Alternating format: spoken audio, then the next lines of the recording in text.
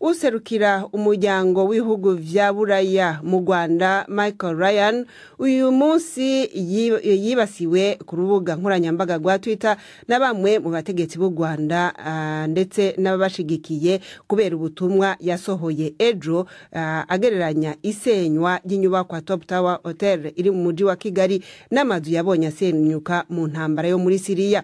Mu butumwa abwiwe bw'ejo yanavuze ko hari n'umwe mu bakozi bo kuri iyo nyubakwa yitavye Imana ari Yusufu Mugenzi yanyujije amaso muri ubwo butumwa adutegurira inkuru ikurikira. Muri ubwo butumwa bwe Ambassador Ryan yavuze ko yabonye uko Top Tower Hotel yasenywe ari mu rugo rwe, dore ko rwari rusanzwe ruturanye n'iyo nzu yari hoteli.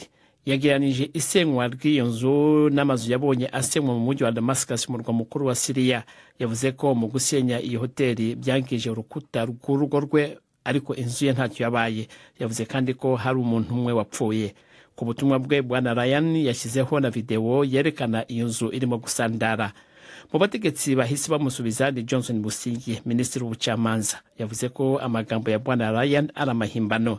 Yanditse amusaba kuvuguruza amagambo yavuze. Martin Ngoga wigeze kuba umushinjacyaha mukuru w'u Rwanda nawe yanenze amagambo ya Bwana Ryan avuga ko hari icyo ashobora kubahishe.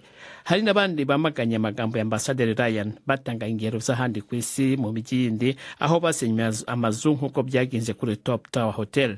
Ariko hari na bamwe bashyigikiye uwo mu ambasaderi. Mu kanya gashize Ambassador Ryan yasohoye ubutumwa bundi kuri Twitter avuga ko yavuganye na Minisitiri Businge akaba yemeye ibyo yamubwiye ko nta muntu wapfuye mu gusenya Top Tower Hotel, ariko ngo Businge nawe yemeye ko impungenge z'umutekano we nawe ko zifite ishingiro.